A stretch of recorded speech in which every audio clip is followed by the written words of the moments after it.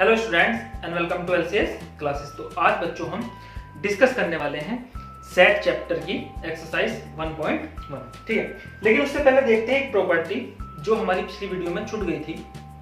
क्या कि order of element does not matter in A set, कि किसी सेट में जो एलिमेंट्स होते हैं उनका ऑर्डर कोई मायने नहीं रखता है। ठीक है, जैसे मैं लिखता हूं, मैंने लिखा एक सेट लिखा जिसमें मैं क्या लिख रहा हूं, set of first 4 natural number. इसमें मैं जो कलेक्शन करने वाला हूं वो फर्स्ट 4 नेचुरल नंबर का कलेक्शन करने वाला हूं। तो वो कैसे लिख सकता हूं मैं, 1 2 3 4। ठीक है, अगर मैं इसी सेट को किस तरीके से लिखूं कि मैंने 2 को पहले लिख दिया, 1 को बाद में लिख दिया, तो बन जाएगा 2, 1। इसी तरीके से 4 को पहले लिखा, 3 को बाद में, तो 4, 3। ठीक है, तो क्या अब ये कलेक्शन चेंज हो जाएगा? ठीक है, तो देखो बच्चों, हमें पता है जब हम कलेक्ट करते हैं किसी चीज को तो उसमें ऑर्डर मायने नहीं रखता। अभी भी ये शुरू के 4 नेचुरल नंबर का कलेक्शन ही तो है। इसके जो एलिमेंट होंगे क्या है, 1 2 3 4। ऊपर भी क्या है, 1 2 3 4। मतलब सेट में ऑर्डर मायने नहीं रखता। आप किसी एलिमेंट को पहले लिखें या किसी एलिमेंट को बाद में लिखें, उससे कोई फर्क नहीं पड़ता, वो सेट सेम ही होने वाले हैं। एक और एग्जांपल देखते हैं। जैसे मैंने एक सेट लिखा, ये सेट मैंने बनाया letters of the world school, school world के लेटर्स का सेट बनाया। तो क्या हो जाएगा, SCHO। ठीक है, तो O को 2 बार नहीं लिखें क्योंकि वो कलेक्शन एक ही बार, एलिमेंट एक ही गिना जाएगा, तो SCHOL। ठीक है, अब देखो अगर मैं इसी सेट में इनके ऑर्डर को चेंज कर देता हूं, H मैंने पहले लिखा, फिर C लिखा, फिर S लिखा, फिर L लिखा, फिर O लिखा, तो बच्चों अभी भी ये क्या कहलाएगा, अभी भी ये सेट चेंज नहीं हुआ है। अभी भी ये क्या सेट है कि set of the letters of the word school. आई बस में।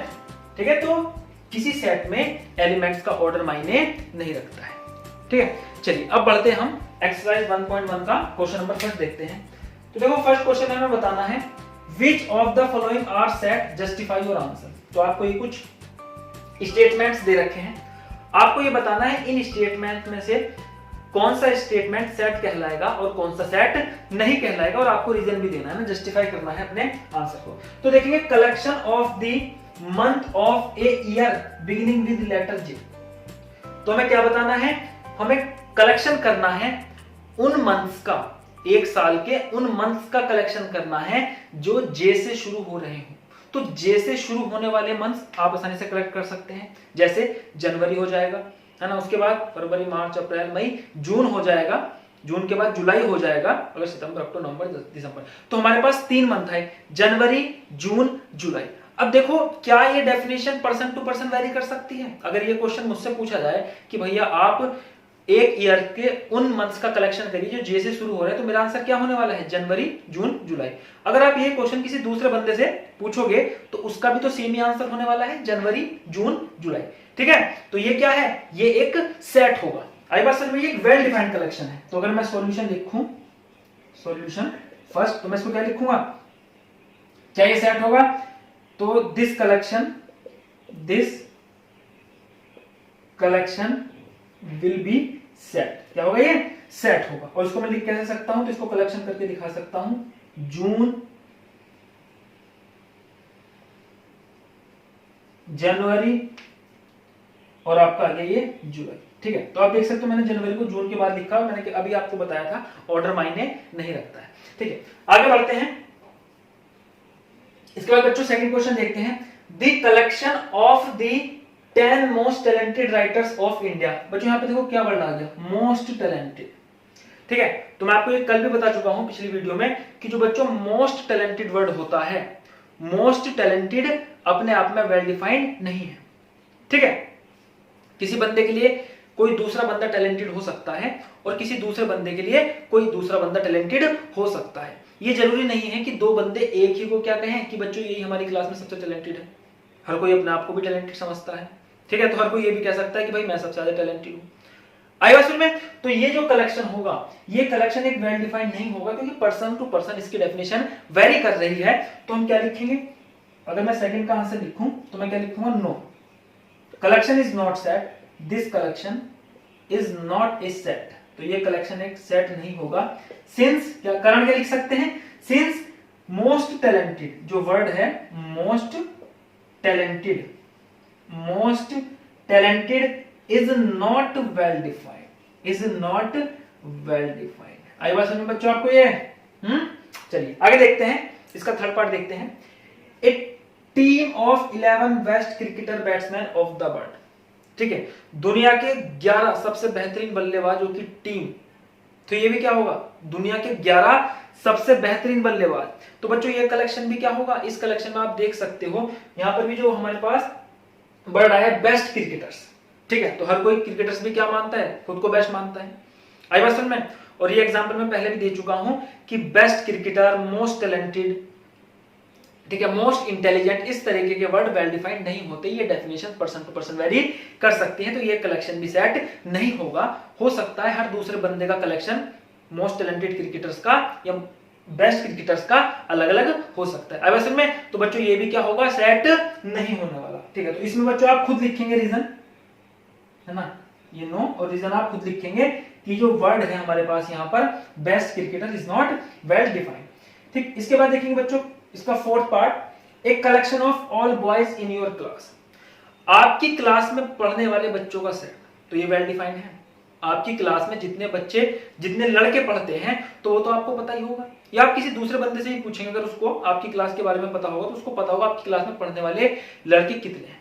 तो ये जो डेफिनेशन है ये पर्सन टू पर्सन वेरी नहीं करेगी, क्योंकि किसी पर्टिकुलर क्लास में पढ़ने वाले लड़कों की संख्या क्या होती है? फिक्स होती है। तो ये कलेक्शन क्या हो जाएगा? वेल डिफाइंड हो जाएगा। तो इसको मैं क्या लिखूंगा? Yes, this collection is set, this collection is set. ये कलेक्शन क्या होगा? सेट, बिकॉज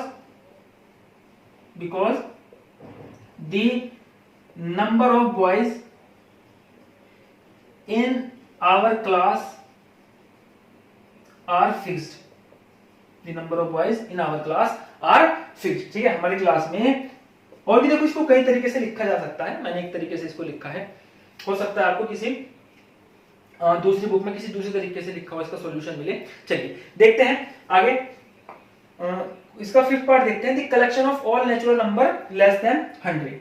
अब देखो 100 से छोटे सभी नेचुरल नंबर का कलेक्शन तो बच्चों ये तो सेट होगा, ठीक है। 1 से लेके क्या तक हो जाएंगे? 100 से छोटे सभी नेचुरल नंबर क्या हो जाएंगे? 1 से लेके 99 तक के नंबर हम लिख सकते हैं, ठीक है। तो ये भी क्या होगा? वेल डिफाइंड कलेक्शन होगा। Yes, this collection is set, और इस सेट को हम लिख सकते हैं 1, 2, 3।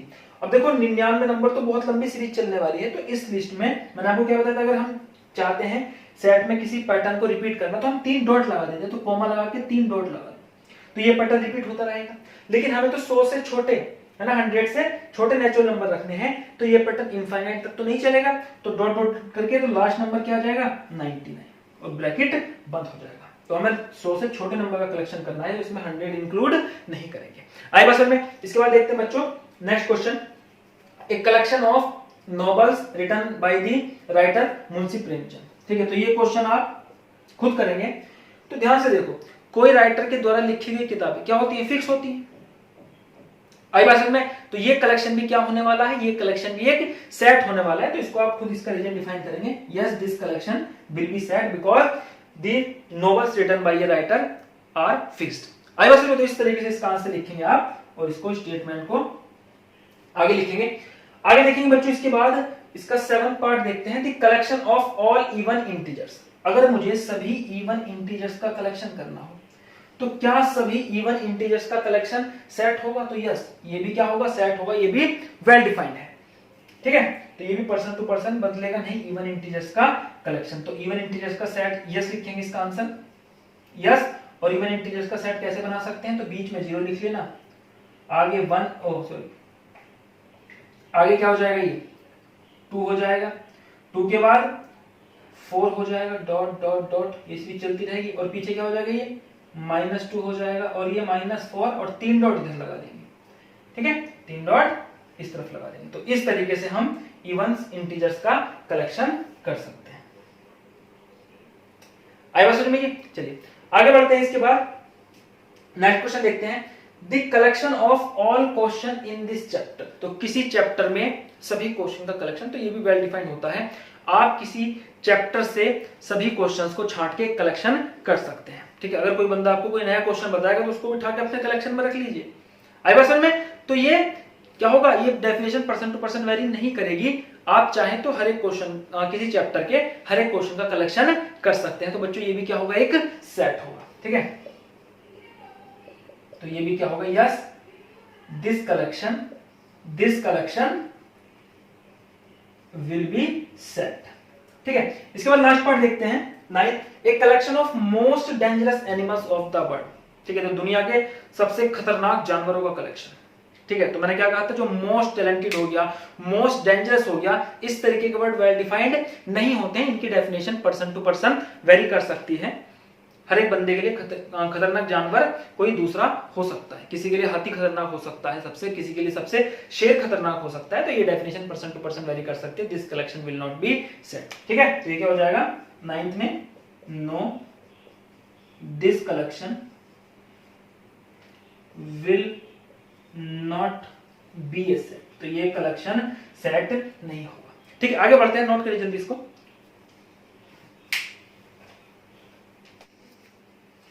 यस, देखते हैं बच्चों क्वेश्चन नंबर 2। तो क्वेश्चन नंबर 2 क्या है हमारे पास, लेट ए, एक सेट दे रखा है, इसके एलिमेंट्स क्या है 1 2 3 4 5 6, ठीक है। Insert the appropriate symbol belongs to, ये मैंने आपको कल भी बताया था, ये सिंबल क्या कहलाता है, बिलोंग्स टू, और ये कहलाता है नॉट्स बिलोंग्स टू, ठीक है, इन द ब्लैंक स्पेसेस। तो हमें एक सेट ए दे रखा है जिसके एलिमेंट है 1 2 3 4 5 6, और हमें यहाँ पर कुछ क्वेश्चन पूछे गए हैं और हमें बताना है कि ये जो ब्लैंक स्पेसेस दे रखे हैं इसमें बिलोंग्स टू आएगा या नॉट बिलोंग्स टू आएगा। तो बहुत सिंपल क्वेश्चन है, मुझे पता है। अगर देखो यहाँ लिखा है 5, यहाँ पर क्या लिखें, बिलोंग्स टू लगाएं या नॉट बिलोंग्स टू लगाएं ए। अगर 5 ए सेट का एलिमेंट है तो ए सेट में 2 कॉमों के बीच में क्या लिखा हुआ है, 5 लिखा हुआ है। तो इसका मतलब क्या हो गया, 5 बिलोंग्स टू ए। इसका मतलब ये तो हो गया 5 बिलोंग्स टू ए, का मतलब हो गया कि 5 एलिमेंट है ए का। इसी तरीके से देखेंगे 8, तो ए का कोई एलिमेंट 8 नहीं है, तो हम कहेंगे 8 डज नॉट बिलोंग्स टू, है ना, काट देंगे इसको, इसका पेट चीर देंगे, ठीक है। 8 डज नॉट बिलोंग्स टू ए। उसके बाद थर्ड देखते हैं, थर्ड में पूछा है 0, तो यहाँ पर 0 भी नहीं है, तो 0 डज नॉट बिलोंग्स टू ए। इसी तरीके से 4 दे रखा है, यस, तो 4 बिलोंग्स टू ए। कर सकते हो आगे, ठीक है। तो बाकी की ये 2 पार्ट खुद कर लिया गया। इसके बाद देखते हैं बच्चों question number 3, write the following sets in the roster form. तो ये जो हमें 2 सेट दिए हुए हैं इनको रोस्टर फॉर्म में लिखना है, ठीक है। तो मैंने आपको बताया था कि रोस्टर फॉर्म से हम सेट बिल्डर फॉर्म में लिख सकते हैं सेट्स को, और सेट बिल्डर फॉर्म से चाहे तो उसको रोस्टर फॉर्म में लिख सकते हैं, ठीक है। देखेंगे ध्यान से, तो write the following set in the roster form x, ठीक है। तो देखो रोस्टर फॉर्म में और सेट बिल्डर फॉर्म में क्या होता है, हमें एक सिंबल दे देते हैं, ठीक है। वो सिंबल क्या करता है, उस सेट के सभी एलिमेंट्स को रिप्रेजेंट करता है, और कॉलन का मतलब होता है सच दैट, है ना, सिंबल के बाद सच दैट, उस सिंबल की खासियत दे देते हैं। तो यहाँ पर क्या है x, और x क्या है, x is an integer that is greater then -3 and less than 7। तो x एक इंटीजर है जो -3 से बड़ा है और 7 से छोटा है। इसका मतलब क्या हो गया, इस सेट में वे सभी इंटीजर आ जाएंगे जो -3 से बड़े हैं और 7 से छोटे हैं। तो लिख देते हैं इसको, सेट बिल्डर फॉर्म में इसकी लिस्ट बनानी है हमें। तो देखो -3 से बड़े इंटीजर, तो -3 से बड़ा इंटीजर क्या आएगा, -2 लिख सकते हैं। उससे आगे -1 लिख सकते हैं, 0 1 2 3 4 5 6 7। 7 नहीं लिख सकते, देखते लो ध्यान से, 7 से छोटे इंटीजर लेने हैं, ठीक है ना। -3 से बड़े, 7 से छोटे, तो इसमें हम 7 इंक्लूड नहीं कर सकते। ये हमारी लिस्ट खत्म हो गई। तो ये हो गई रोस्टर फॉर्म। ऊपर क्या दे रखी थी क्वेश्चन में, सेट बिल्डर फॉर्म। अब देखते हैं क्वेश्चन नंबर 2। इसमें क्या बच्चों, x की खासियत क्या है, कॉलन का मतलब सच दैट, x की खासियत क्या है, x is a natural number less than 6। तो 6 से छोटे सभी नेचुरल नंबर को लिख देते हैं, 1 2 3 4 5, ठीक है। तो 6 नहीं लेना है, 6 से छोटे नेचुरल नंबर लेने हैं। आई बस में नोट करिए, आगे बढ़ते हैं। यस, देखते बच्चों question number 3, write the following set in the roster form, ठीक है। तो वही क्वेश्चन हमारा कंटिन्यू है, इसमें इस पर हम पार्ट 3 करेंगे। तो देखो थर्ड में भी हमें एक सेट बिल्डर फॉर्म दे रखी है, x is a 2 digit number such that the sum of its digit is 8। तो x क्या है, एक 2 डिजिट नंबर है। तो बच्चों 2 डिजिट नंबर जो होते हैं वो 10 से शुरू हो जाते हैं, वो 99 तक जाते हैं ना, 99 तक जाते हैं। तो 10 से लेके 99 तक जाते हैं 2 डिजिट नंबर।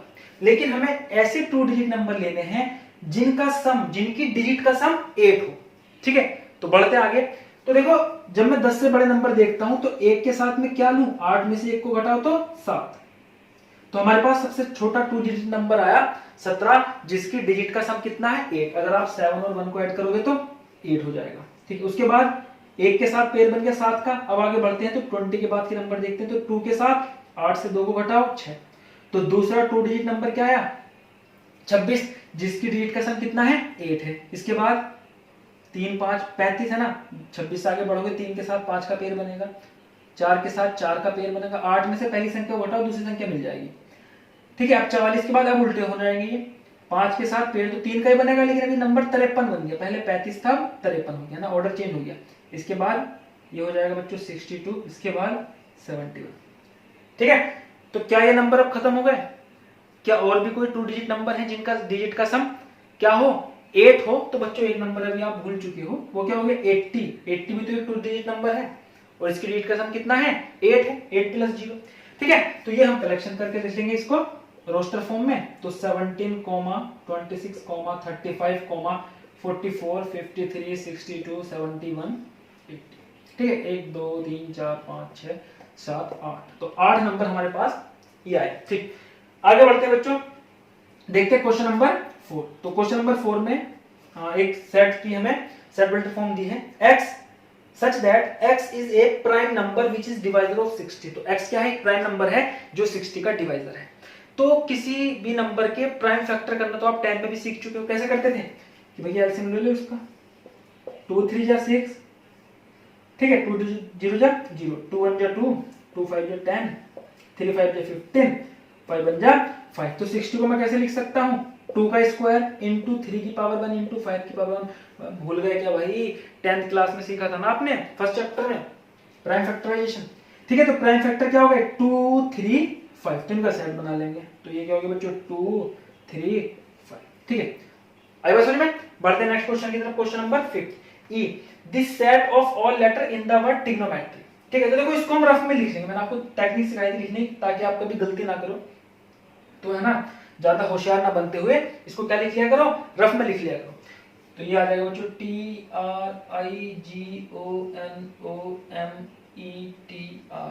ठीक है, और अब इसका सेट बनाना शुरू करते हैं।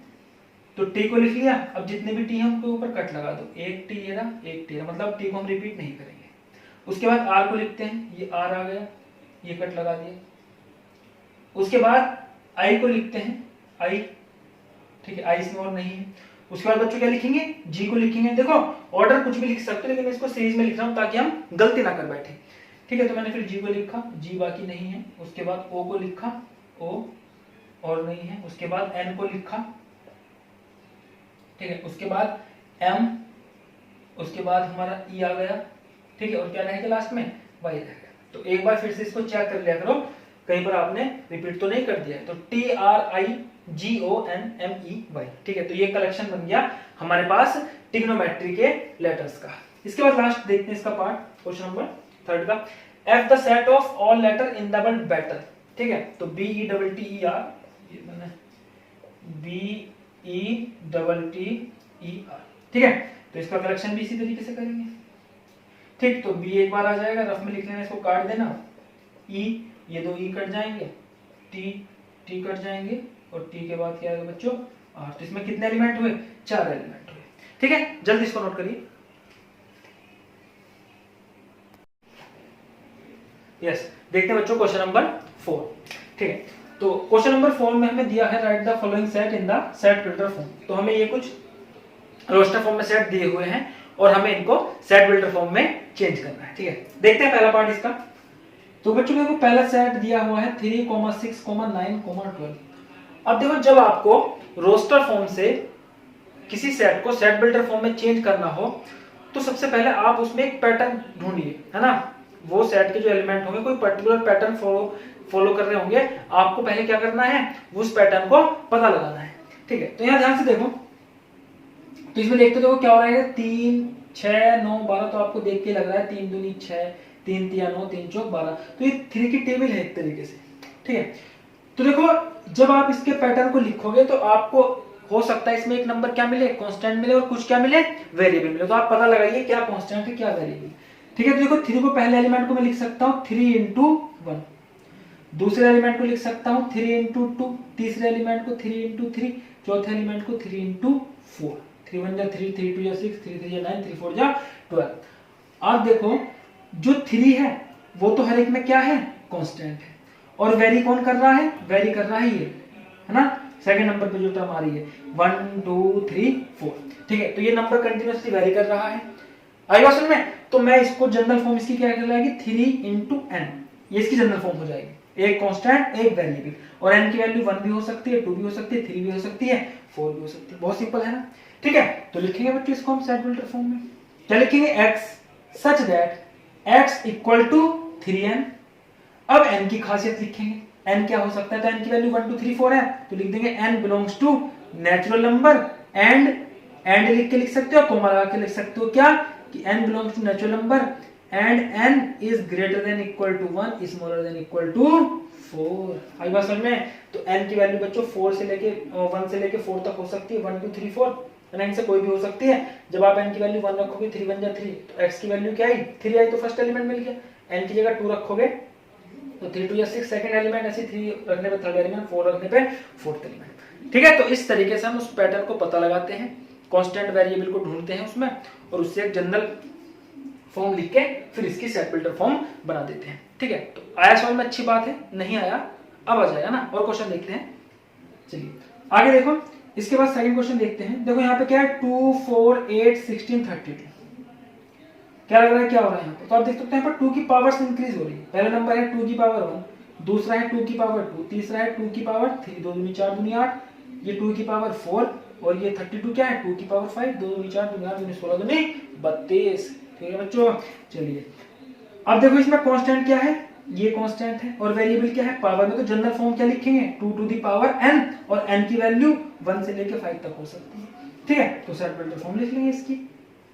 ठीक है, एक सिंबल डिनोट करेंगे small alphabet x such that x equal to 2 की पावर n, और n belongs to natural number, and n की वैल्यू 1 या 1 से बड़ी है, 5 या 5 से छोटी है। ठीक है, तो n की सभी पॉसिबल वैल्यू यहाँ पर पुट करेंगे, तो उससे x की सभी पॉसिबल वैल्यूज मिल जाएंगी, और x की सभी पॉसिबल वैल्यूज क्या होती है, इस सेट के एलिमेंट। जब आप n इक्वल टू 1 रखोगे 2 की पावर 1 पहला एलिमेंट मिलेगा, n इक्वल टू 2 रखोगे 2 की पावर 2 दूसरा एलिमेंट मिलेगा, इसी तरीके से आगे के एलिमेंट्स मिल जाएंगे। ठीक है, मेरे ख्याल से अब काफी हद तक ये क्लियर हो गया होगा। आगे देखते हैं और क्वेश्चन है हमारे पास। अब देखो ये 5 25 125 625, तो ये क्या है बच्चों, तो ये 5 की पावर में चल रहा है, 5 का स्क्वायर है ना, पहले 5 की पावर 1, 5 का स्क्वायर 5 का क्यूब 5 की पावर 4, तो ये बच्चों आप खुद लिखेंगे ना, कुछ दिमाग तो खुद भी लगाओगे। ठीक है, सब कुछ ही करा दोगे। ठीक है, इसको खुद करेंगे, काफी हद तक तो देखो मैंने हिंट यहाँ दे ही दिया है, इसको सेट बिल्डर फॉर्म में आप खुद लिखेंगे। आगे देखेंगे बच्चों इसका फोर्थ पार्ट, तो फोर्थ पार्ट में देखो 2 4 6, ऐसा लगता है 2 की टेबल चल रही है क्या, 2 1 जा 2 पहला एलिमेंट, दूसरा 2 2 जा 4, तीसरा 2 3 जा 6, ठीक है, एंड सो ऑन, 2 4 जा 8, 2 5 जा 10।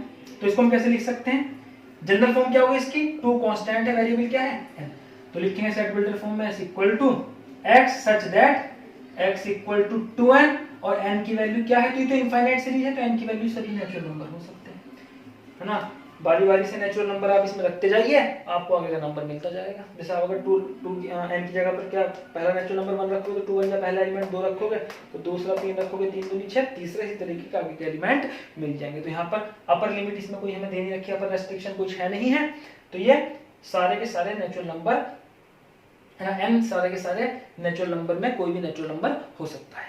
ठीक है, आगे बढ़ते हैं बच्चों, इसका लास्ट पार्ट फिफ्थ। ठीक है, यहाँ पे देखो 1 4 9 100, ठीक है, डॉट डॉट का मतलब है ये पैटर्न 100 तक चलेगा, तो आपको देखने से लग रहा होगा ये 1 2 का स्क्वायर 3 का स्क्वायर 1 का स्क्वायर 2 का स्क्वायर 3 का।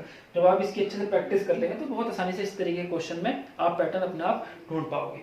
ठीक है, और इसी तरीके से 4 का स्क्वायर कहाँ तक 100, तो 100 कितने का होता है 10 का स्क्वायर, तो 5 का स्क्वायर 6 का स्क्वायर 7 का स्क्वायर 8 का स्क्वायर 9 का स्क्वायर 10 का स्क्वायर। ठीक है, तो ये इसके अंदर 10 एलिमेंट आने वाले हैं, तो लिखेंगे इसको। अभी देखो इसको पहले जनरल फॉर्म लिख लेता हूं, तो पावर तो इसमें फिक्स है ना, और यहाँ पे जो बेस है, बेस क्या है ये वेरिएबल है, तो ये n to the power square, n की जगह 1 हो सकता है, 2 हो सकता है, 10 तक नंबर हो सकते हैं। तो सेट बिल्डर फॉर्म हो जाएगी बच्चों x such that x equal to n का square, n belongs to natural number, और क्योंकि यहाँ पर सबसे जो इसका जो लास्ट एलिमेंट वो 100 बन रहा है, 100 क्या होता है 10 का स्क्वायर, तो n की वैल्यू 1 या 1 से बड़ी, 10 या 10 से छोटी। आई बात समझ में बच्चों? आप इसको ऐसे भी लिख सकते हो, n की वैल्यू 11 से छोटी, 11 से छोटा नेचुरल नंबर तो इक्वल टू नहीं आएगा, और यहाँ पर अगर आप 10 लिखोगे तो इक्वल टू भी लगाना पड़ेगा। ठीक है, मैंने आपको पहले बताया है सेट बिल्डर फॉर्म में सेट को लिखने के एक से ज्यादा तरीके हो सकते हैं। चलिए इसको जल्दी नोट करिए, आगे बढ़ते हैं। यस, देखते हैं बच्चों क्वेश्चन नंबर 5। तो क्वेश्चन नंबर 5 में हमें क्या करना है, list all the elements of the following sets. तो हमें सेट्स दिए हुए इनकी लिस्ट बनानी है। तो लिस्ट का मतलब क्या होता है बच्चों, बताओ? रोस्टर फॉर्म में कन्वर्ट करना है। ठीक है, तो ये कुछ सेट बिल्डर फॉर्म दी हुई है, इनको रोस्टर फॉर्म में लिखना है। देखते हैं, x ये सिंबल हो गया, सच दैट, कोलन का मतलब होता है सच that x is N odd natural number. तो x क्या है, ऑड नेचुरल नंबर। तो ठीक है भाई, वह नेचुरल नंबर जो ऑड है उनकी लिस्ट बनाओ। तो 1 3 5 7 डॉट डॉट डॉट, ये खत्म हो गया। इसका मतलब क्या हो गया, सीरीज आगे बढ़ती चली जाएगी इसी पैटर्न को फॉलो करते हुए। ठीक है, चलिए बच्चों नेक्स्ट क्वेश्चन देखते हैं। बी में हमें दिया है x such that x is an integer. अब देखो इसकी लिमिट क्या है, x इंटीजर तो है, लेकिन जो x की वैल्यू है -1/2 से बड़ी है और 9/2 से छोटी है। तो इस केस में हम क्या करते हैं, तो आप ये टेक्निक याद रखना, इसको डेसिमल में चेंज कर लेते हैं। अगर मैं 2 से 1 को डिवाइड करूं तो कितना आ जाएगा, 0.5। ठीक है, कितना आएगा 0.5, पॉइंट लगा 0 लग जाएगा, 2 5 जा 10, smaller than x, smaller than जब आप इसको 2 से डिवाइड करें 2 4 जा 8, 0.25 जा 10। अब देखो ध्यान से, तो इसका मतलब क्या था, x इज एन इंटीजर, और कैसा इंटीजर था, -0.5 से बड़ा और 4.5 से छोटा। तो लिख देंगे ऐसे इंटीजर जो -0.5 से बड़ा इंटीजर क्या होता है 0, उसके बाद 1 2 3 और 4, फिर 5, तो 5 तो इससे बड़ा हो जाएगा, तो हमें तो 4.5 से छोटे इंटीजर लेने हैं, तो यहीं पे सीरीज ये खत्म हो जाएगी। आई बात समझ में बच्चों? नेक्स्ट क्वेश्चन देखते हैं, क्वेश्चन नंबर 3 है ना, सी पार्ट इसका। तो c equal to x such that x is an integer and x square is smaller than equal to 4। तो x स्क्वायर, x का जो स्क्वायर है वो छोटा है, इक्वल है 4 से। तो बच्चों देखो इस टॉपिक को ये कहलाता है इनइक्वालिटी का साइन। तो इनइक्वालिटी हमारे मैथ में ये मेरे ख्याल से 5 या 6 चैप्टर होगा। ठीक है, तो 6 चैप्टर में जाके हम इसको डिस्कस करेंगे इनइक्वालिटी की। 5th या 6th चैप्टर होगा आपकी बुक का, तो उसमें इसको हम डिटेल में पढ़ेंगे इनइक्वालिटी को। अभी देखते हैं बच्चों, देखो इसमें क्या करते हैं हम, तो x स्क्वायर की वैल्यू छोटी या इक्वल किससे है, 4 से है। तो देखो रफली मैं इसको लिख लेता हूं, x स्क्वायर इक्वल टू 4। तो मेरे पास x की क्या दो वैल्यू आ जाएंगी, +-2। क्या आ जाएगी x की वैल्यू, +-2। तो x मैंने यहां लिख लिया, लेस देन इक्वल टू वाला साइन इस तरफ लगाओ, लेस देन इक्वल टू वाला इस तरफ लगाओ, इधर छोटी वैल्यू आ जाएगी -2 और इधर बड़ी वैल्यू आ जाएगी +2। आई बात समझ में? तो अगर x स्क्वायर छोटा है, देखो इस चीज को भी डिटेल में आप पढ़ोगे जब आप इनइक्वालिटी पढ़ोगे, अभी के लिए समझ लो। अगर x स्क्वायर छोटा इक्वल टू 4 से है, ठीक है, तो ये वाला साइन हम x के दोनों तरफ लगाते हैं और x स्क्वायर को इक्वल टू 4 रखते हैं, तो मेरे पास दो वैल्यू आएंगी, +-2 आ गई, माइनस इधर -2 आ जाएगा इस तरफ, +2, मतलब x की वैल्यू -2 के इक्वल या इससे बड़ी होगी और +2 से इक्वल या इससे छोटी होगी। तो आप देख सकते हो बगल में -2 का स्क्वायर करूं, -2 का स्क्वायर करूं 4 आए, तो ठीक है, x की वह वैल्यू हो सकती है कि x का स्क्वायर छोटा इक्वल किसके हो, 4 के हो। तो क्योंकि -2 का स्क्वायर छोटा नहीं तो इक्वल तो आ गया 4 के, तो ये x की पॉसिबल वैल्यू है ना। तो हमारे सेट का ये एलिमेंट हो जाएगा क्योंकि ये इंटीजर भी है। इसी तरीके से -1 का स्क्वायर करोगे तो 1 आएगा, +1 का स्क्वायर भी 1 और 2 का स्क्वायर भी 4। आगे 3 का 9 इससे बड़ा निकल जाएगा और -3 का भी 9 हो जाएगा, वो भी इससे बड़ा निकल जाएगा। तो हमारे पास जो इंटीजर आए हैं जिनका स्क्वायर छोटा इक्वल 4 से है वो कौन कौन से हैं, -2 -1 1 और 4। आई बात समझ में यहाँ तक? ठीक है, और इस चीज को इसमें ज्यादा कंफ्यूज मत होना, इसको इनइक्वालिटी में भी हमें डिटेल में पढ़ना है।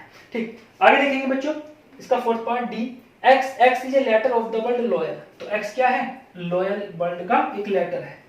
तो ठीक है, तो मैंने आपको बता ही दिया, एक लेटर को एक ही बार लिखते हैं, तो L O, ये तो सारे डिफरेंट ही लेटर हैं, ये सेट आ जाएगा। आगे देखेंगे फिफ्थ पार्ट इसका, x is a month of the year not having 31 day. क्या है, x वह महीना है जिसमें 31 दिन नहीं होते, तो हम लिस्ट बनाएंगे उन सभी मंथ्स की जिनमें 31 दिन नहीं होते। ठीक है, तो देखो ये जो है ना 31 दिन ना होने वाले जो मंथ हैं जिनमें 31 से कम दिन होते हैं, ये निकालने की सबकी अलग अलग टेक्निक है। ठीक है, तो मेरी टेक्निक क्या है, मेरे तो ये बाएं हाथ का खेल है। किस तरीके से, ध्यान से देखेंगे तो आप अपनी मुट्ठी को बंद करेंगे। ठीक है, और यहाँ पे देखो, यहाँ से हम काउंट करना शुरू करते हैं, जनवरी, फरवरी, मार्च, अप्रैल। तो जो अंदर वाले पोर्शन में जो मंथ आते हैं वो 31 डेज के नहीं होते हैं। ठीक है, तो जनवरी अंदर क्या है, फरवरी, ठीक है ना, मार्च, अप्रैल, मई, जून, जुलाई। तो हमारे पास 3 मंथ तो ये आ गए, फरवरी, अप्रैल और जून। ठीक है, तो यहां मैं लिख सकता हूं FEBRURY, पूरी स्पेलिंग लिखना आप इसको, फरवरी, अप्रैल, जून। ठीक है, जून यहां तक आ गया था। जुलाई, अगस्त, सितंबर, अक्टूबर, नवंबर, दिसंबर, तो सितंबर और नवंबर। ठीक है, तो जो अंदर वाले पोर्शन में मंथ आते हैं यहां से शुरुआत करते हैं, स्टार्टिंग से जनवरी, फरवरी, मार्च, अप्रैल, जून, जुलाई, अगस्त, सितंबर, अक्टूबर, नवंबर। तो सितंबर और नवंबर रह गई, सितंबर, नवंबर। तो ये वह मंथ आ गए जिनमें 31 डेज नहीं होते हैं, इनसे कम होते हैं। चलिए लास्ट पार्ट देखते हैं इसका बच्चों। X is A consonant in the English alphabet which proceed के। तो X क्या है, X कॉन्सोनेंट है इंग्लिश अल्फाबेट के जो के से पहले आ रहे हैं। अब देखो अल्फाबेट को हम 2 टाइप्स में बांटते हैं, एक होता है हमारा वोवेल्स, एक होते हैं कॉन्सोनेंट्स। तो आपने पढ़ा हो AEIOU, ये 5 वोवेल्स होते हैं, बाकी 21 कॉन्सोनेंट्स होते हैं। तो मुझे के से पहले आने वाले, प्रोसीड्स का मतलब है पहले, तो के से पहले आने वाले कॉन्सोनेंट्स लिखने हैं। तो वोवेल को छोड़ देंगे यहाँ पर हम। ठीक है, तो लिखेंगे ए तो वोवेल हो गया, B C D, E नहीं आएगा, क्यों, ये क्या आ गया, वोवेल हो गया। हमें क्या लिखना है, हमें तो कॉन्सोनेंट लिखना है। तो B C D E F G H I नहीं आएगा, ठीक है, और J। ठीक है, तो H हटा दिया हमने, B C D E हटा दिया, F G H I हटा दिया, और J और K। हमें तो K से पहले लिखने, तो K से पहले सारे कॉन्सोनेंट्स ये हो गए। नोट करिए। इसके बाद लास्ट क्वेश्चन देखते हैं।